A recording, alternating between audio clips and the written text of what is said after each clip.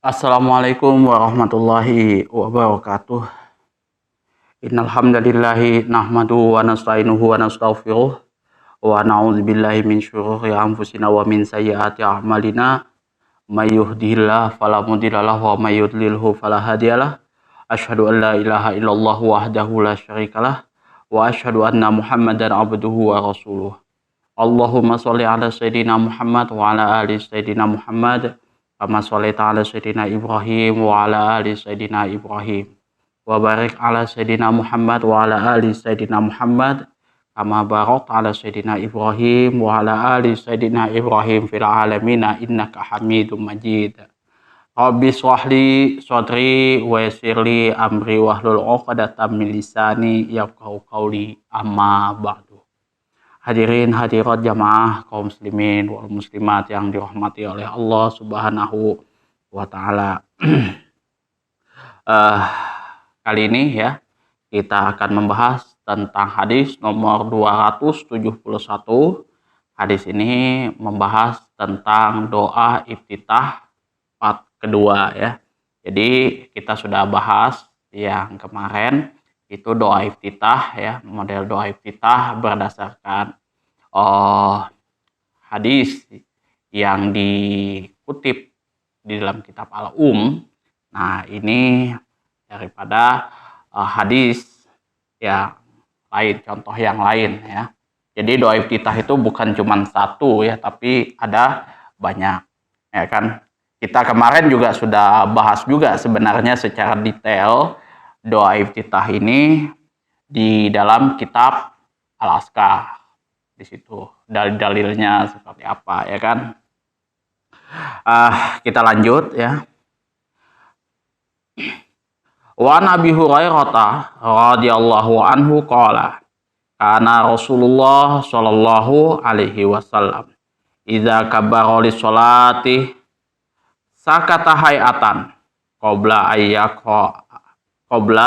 ayyaqra wa sa'altu faqala aqulu Allahumma ba'id baini wa baina khotoya kama ba'atta bainal masyriqi wal maghribi Allahumma naqqini min khotoya ya kama yunaqqis saubul abyadu minad danasi Allahumma arsilni min khotoya ya bil ma'i wasalji wal barodi. Muttafaqun alaihi. Wa Nabi Hurairah radhiyallahu anhu, daripada Abu Hurairah radhiyallahu anhu, semoga Allah meridhoi atas beliau, qala telah berkata, kana Rasulullah sallallahu alaihi wasallam, yang mana Rasulullah sallallahu alaihi wasallam iza kabbaro, apabila beliau melakukan takbiratul ihram maksudnya di sini, li sholati untuk sholat, sakata hayatan maka beliau berdiam sejenak ya. Jadi ini bahasannya ada di dalam kitab Al-Azkar juga, ada 4 tempat ya, 4 momen di mana kita harus berdiam sejenak ya kan. Antara takbiratul ihram sama doa iftitah, kemudian doa iftitah dengan Al-Fatihah, kemudian waladdallin dengan amin, kemudian amin dengan surah yang lain kalau tidak salah. Itu nanti teman-teman bisa cek ya di ini 4 momen kita berhenti sejenak itu. Ini dibahas di dalam kitab Bulughul Maram. Ini pada saat Rasulullah Shallallahu alaihi wasallam takbiratul ihram, beliau berdiam sejenak sebelum membaca. Fasa'altuhu, maka saya bertanya, faqala, maka beliau menjawab, aqulu, saya mengucapkan, saya membaca, Allahumma ba'id baini wa baina khotoya ya Allah, ba'id, jauhkanlah, baini, di antaraku, dariku, wa baina khotoyaya, dan di antara dosa-dosaku, di antara dosa-dosaku, kama ba'ata bainal masyriq wal maghrib, ya, sebagaimana engkau jauhkan antara timur dan barat. Jadi jauhkanlah daripadaku itu dosa-dosa itu ya, sebagaimana Allah menjauhkan antara timur dan barat. Allahumma naqqini, ya Allah bersihkanlah min khotoya ya, dosa-dosaku, kama yunaqqis saubul abyadu minad danasi, sebagaimana Allah engkau bersihkan baju al-abyad yang putih, minad danasi, daripada kotoran-kotorannya. Allahumma ausilni, ya Allah basuhlah, ini bersihkanlah maksudnya, min khotoya ya, dosa-dosaku, bil ma'i, dengan air, wasalji, salju, wal barodi, dan embun. Muttafaqun alaih. Hadis ini diriwayatkan oleh Imam Bukhari dan Muslim melalui jalur sahabat yang sama. Jadi ini salah satu contoh redaksi doa iftitah yang diajarkan oleh Rasulullah Shallallahu Alaihi Wasallam. Kita lihat makna keseluruhannya ya. Rasulullah Shallallahu Alaihi Wasallam itu terpelihara daripada dosa-dosa. Ini ya, kalau misal teman-teman tahu itu yang namanya maksum itu hanya Rasulullah Shallallahu Alaihi Wasallam yang punya. Karena apa? Beliau itu patokan daripada hukum ya, patokan daripada hukum. Kalau misalkan sahabat-sahabat Rasulullah melakukan segala hal kayak gitu, yang mana Rasulullah mesti harus jawab, mesti harus sampaikan, Rasulullah sampaikan. Kalau Rasulullah diam, maka itu juga akan menjadi hukum, itu mubah. Itu ya, kalau misal public figure dan lain sebagainya ya, itu sudah tergantung pintar-pintarnya kita ya. Sekalipun demikian, beliau selalu berdoa dengan doa-doa yang pada hakikatnya untuk mengajarkan kepada umatnya, sebagaimana pengakuan akan ketidakmampuan manusia bila dibandingkan dengan kebesaran daripada Allah Subhanahu wa Ta'ala. Dosa-dosa Rasulullah Shallallahu Alaihi Wasallam itu sudah dihapus ya, itu mulai dari yang terdahulu sampai sekarang. Tapi jangan salah, yang namanya istighfarnya Rasulullah Shallallahu Alaihi Wasallam itu juga mau tiap hari gitu ya. Rasulullah meminta ampun kepada Allah Subhanahu wa Ta'ala. Bahkan sholat malamnya Rasulullah Shallallahu Alaihi Wasallam itu sudah nggak mungkin kita ikuti, itu sudah. Jangan berpikir teman-teman itu Rasulullah saya seperti ini. Jangan. Apa yang Rasulullah ajarkan kita amalkan. Itu saja. Jangan sampai berharap lebih daripada amalan daripada Rasulullah Shallallahu Alaihi Wasallam. Itu kan Rasulullah. Saya itu jangan.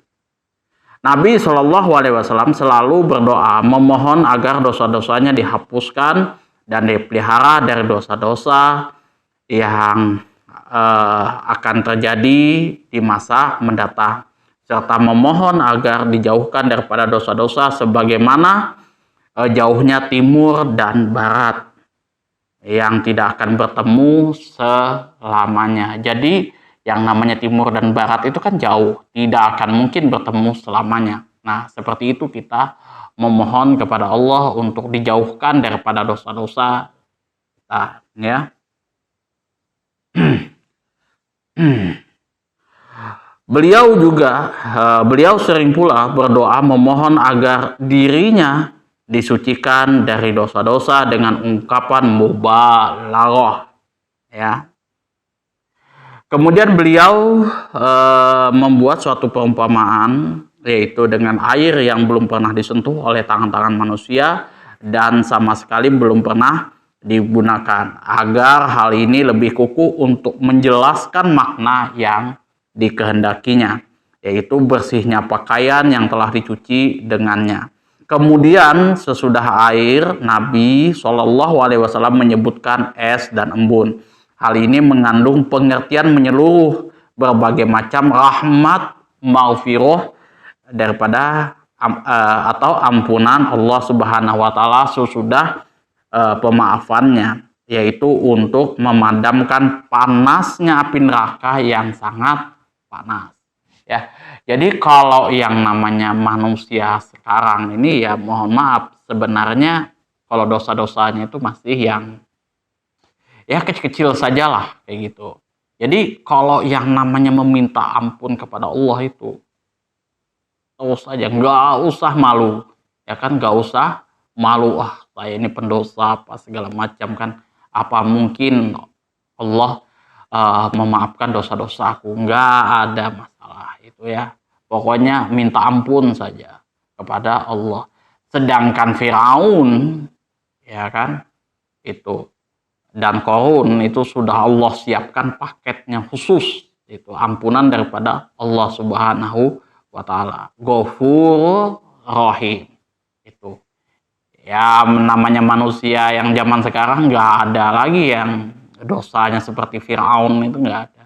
Itu jadi ya nggak perlu takut sungkan kayak gitu kan untuk meminta ampun kepada Allah Subhanahu wa Ta'ala. Kalau misal ada yang bertanya kayak gitu kan, dosa saya bisa diampuni nggak sih oleh Allah Subhanahu wa Ta'ala, uang saya ini pendosa. Lah kalau sampean bandingkan misalkan contoh dengan Firaun, bejat mana kayak gitu kan. Wah, Allah sudah siapkan ampunan kepada Firaun itu kan, sedosa-dosanya manusia yang sekarang ini, ya kan. Orang Indonesia tuh nggak ada yang pernah ada mengaku sebagai Tuhan, itu ana rabbukumul a'la.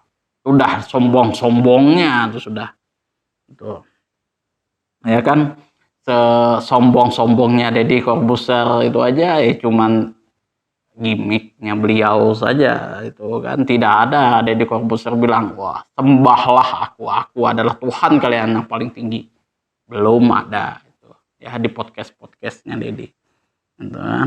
Nah itu Allah siapkan untuk Firaun itu ya, ampunan Ghafurur Rahim. Apalagi kita santai saja, tapi ya tetap minta ampun. As-salju di sini adalah salju ialah butiran air yang membeku yang turun dari langit lalu jatuh ke bumi, lama kelamaan lebur menjadi air. Ini salju ya. Sedangkan al-bard di sini embun yang turun dari langit dan sesampainya di bumi lebur juga menjadi air.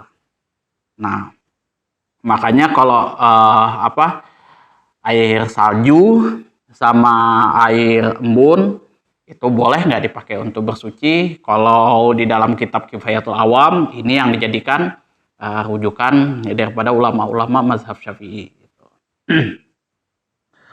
Kemudian analisis lafadznya, iza kabbaro li sholati, apa beliau maknanya yang dimaksud ialah takbiratul ihram.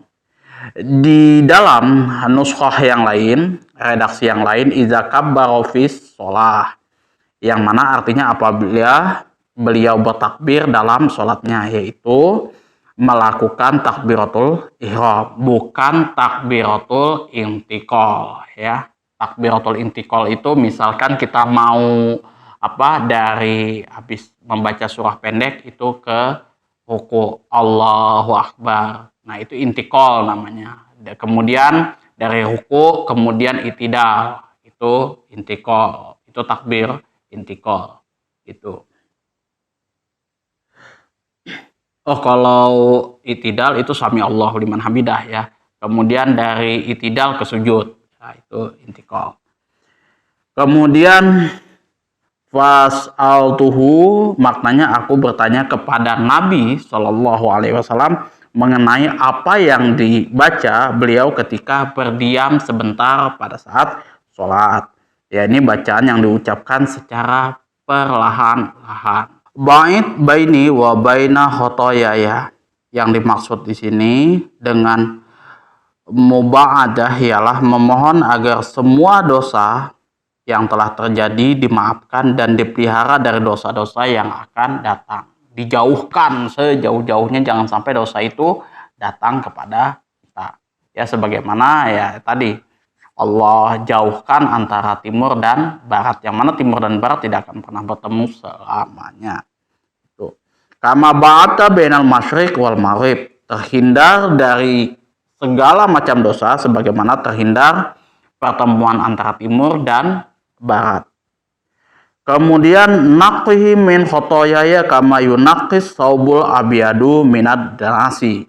Sucikanlah diriku dari dosa-dosa dan lenyapkanlah dosa-dosa itu dari diriku sebagaimana baju putih yang kembali bersih daripada kotorannya. Itu ya. Jadi ya kita berdoa seperti itu. Kemudian baju putih disebutkan secara khusus karena warnanya yang cerah, lebih jernih bila dibandingkan dengan baju yang lainnya. Jadi kalau baju putih itu kelihatan banget itu kan kalau misalkan dia kotor. Pakaian yang dibersihkan sebanyak 3 kali dengan pencuci, orang yang mencuci itu yang mempunyai daya bersih yang kuat akan kembali menjadi bersih dan cemerlang. Itu kalau misalkan baju kita di laundry kayak gitu kan, dia putih bersih lagi. Pengertian dijauhkan dari dosa-dosa untuk masa mendatang, ini maksudnya dibersihkan dari dosa-dosa juga untuk masa sekarang. Sedangkan pengertian dicuci dari dosa-dosa ialah untuk masa yang telah lampau. Itu ya, yang dulu tuh. Nah, kita minta ampun kepada Allah Subhanahu wa ta'ala. Makanya kalau misalkan kita beribadah apapun itu, fokus pada diri kita dan keluarga-keluarga kita yang terdekat-terdekat saja. Itu jangan sampai ngurusin masalah-masalah orang yang di luar daripada kita. Kita muhasabah, zikir muhasabah apa dosa-dosa kita seperti itu ya kan. Allahumma ghsilni min khotoya ya bil ma'i wasalji wal baroti. Sucikanlah diriku dari dosa-dosa berbagai macam ampunanmu yang membersihkan semua dosa. Sebagaimana 3 jenis cairan tersebut yang dapat membersihkan kotoran, ya kan? Ada yang namanya air, kemudian embun, dan juga salju, itu ya kan. Kemudian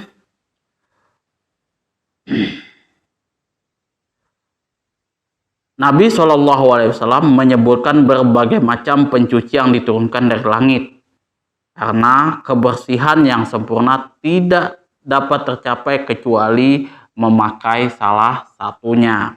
Itu. Hal ini dimaksudkan sebagai keterangan mengenai berbagai macam ampunan yang segala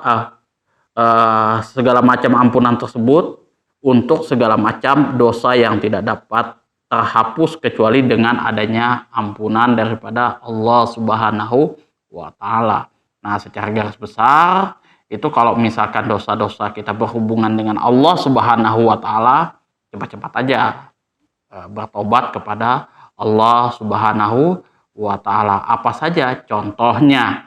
Misalkan kita melakukan penistaan agama, sebenarnya itu hubungannya kepada Allah Subhanahu wa ta'ala, bukan kepada makhluknya.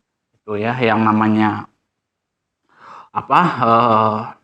penistaan agama itu sebenarnya itu berhubungan dengan Allah Subhanahu wa ta'ala. Karena kalau di dalam kitab Sulaumut Taufik itu penista agama itu yang menistakan syariat apapun itu yang berhubungan dengan ini itu berhubungan dengan akidah itu.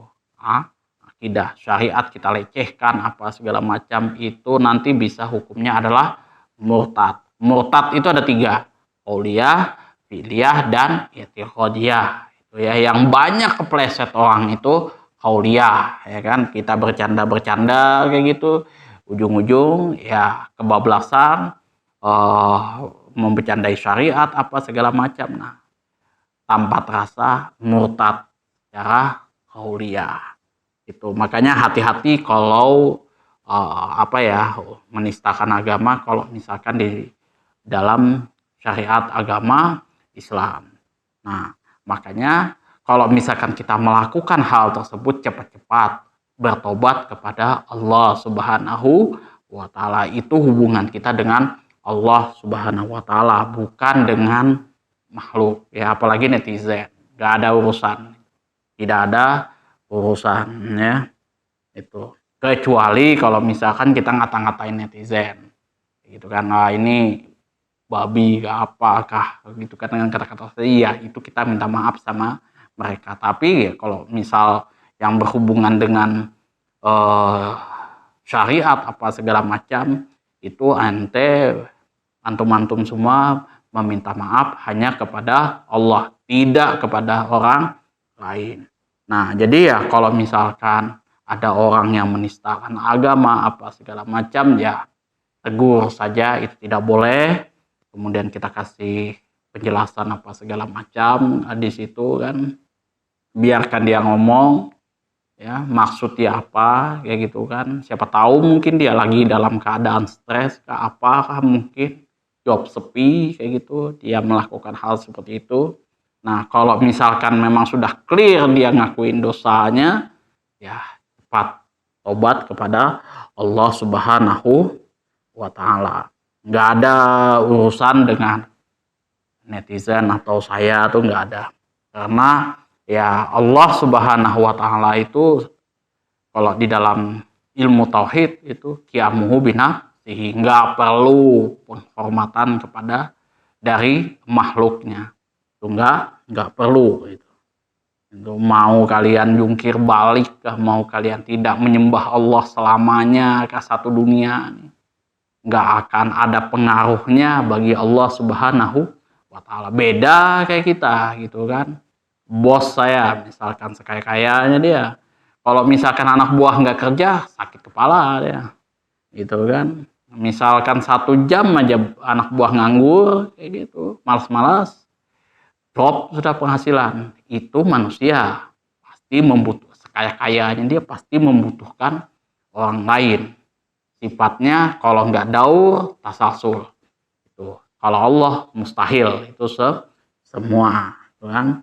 Kalau satu Indonesia kayak gitu kan, mulai dari Sabang sampai Merauke plus seluruh dunia, nggak ada satupun yang beribadah kepada Allah nggak butuh ya.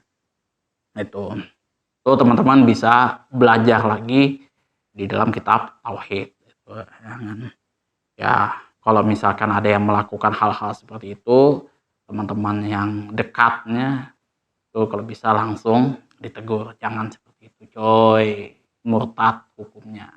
Itu aja. Jangan sampai kalau misalkan masalah penistaan agama kayak gini ini ya, yang sekarang ini masuk penjara apa segala macam.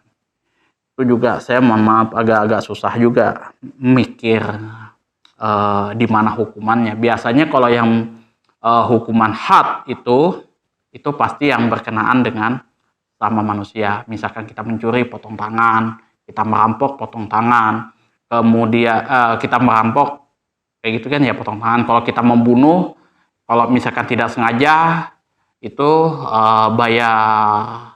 bayar dendanya itu 100 ekor onta dengan ketentuan-ketentuan yang berlaku. Itu ada di mazhab Syafi'i, kitab Al-Um, itu teman-teman bisa cek.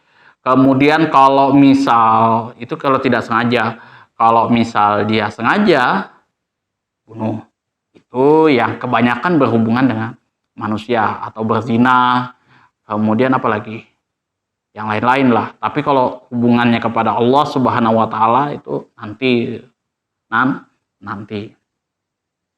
Itu bukan berarti saya ngatakan seperti ini, wah orang bebas menista agama. Ya. Kalau masalah hukumannya lain ya lain, kan. Kemudian disyariatkan membaca doa iftitah di antara takbiratul ihram dan bacaan Al-Fatihah. Ini ya. Oh, sorry. Fikih hadisnya yang pertama, para sahabat selalu memperhatikan keadaan Rasulullah Shallallahu Alaihi Wasallam, semua gerak-geriknya, diamnya, dan semua hal yang dilakukannya. Dengan demikian Allah memelihara agama ini melalui mereka. Maka kita harus mengikuti mereka daripada sahabat-sahabat Rasulullah Shallallahu Alaihi Wasallam. Jadi kenapa sih ada orang yang bertanya mungkin Al-Quran itu kan sudah dijamin kebenarannya. Kenapa mesti harus ada hadis, gitu kan? Kenapa masih harus ada ijma ulama, gitu kan, dan lain sebagainya. Itu. Kalau Al-Quran itu khusus, itu firman Allah Subhanahu wa Ta'ala. Nah, dari kumpulan firman Allah Subhanahu wa Ta'ala yang sifatnya perintah, itu misalkan contoh sholat, itu bagaimana Rasulullah mengerjakannya, itu adanya di hadis. Nah, semua apa yang dikerjakan oleh Rasulullah Shallallahu Alaihi Wasallam, baik itu perkataan, perbuatan, kemudian ketetapan dan lain sebagainya, itu dikumpul jadi satu, itu di dalam hadis namanya. Kalau misalkan di Al-Quran cuman ada aqimus sholah wa atuz zakah. Bagaimana cara Rasulullah mengerjakan sholatnya, adanya di dalam hadis yang kita pelajari. Itu ya. Dan semua dihimpun oleh sahabatnya, itu dipraktekkan lagi oleh sahabatnya, itu diturunkan lagi ke generasi-generasi selanjutnya. Kemudian jadilah kitab yang namanya Kitabul Hadis. Itu karena sahabat Rasulullah itu adalah pelaku sejarah. Nah, kalau kita hanya ngikutin sejarah saja, itu kan mempelajari sejarah, bukan pelaku sejarah. Sama halnya kalau misalkan tragedi apa gitu kan, kita pasti bertanya dengan pelaku sejarahnya. Kemudian yang kedua, disyariatkan membaca doa iftitah di antara takbiratul ihram dan bacaan Fatihah. Doa iftitah itu banyak ragamnya dan disebutkan dalam hadis ini merupakan salah satunya. Kemarin sudah kita bahas, ini juga kita sudah bahas. Boleh berdoa di dalam sholat dengan doa-doa yang bukan dari Al-Quran, tetapi dengan ikatan hendaknya menurut apa yang diriwayatkan oleh hadis, ya, dilakukan pada tempatnya masing-masing seperti ruku, sujud, kemudian mengangkat kepala dari keduanya, dan lain sebagainya. Nah, kalau misalkan teman-teman ada hajat atau apa kayak gitu, nah itu yang teman-teman sampaikan di situ.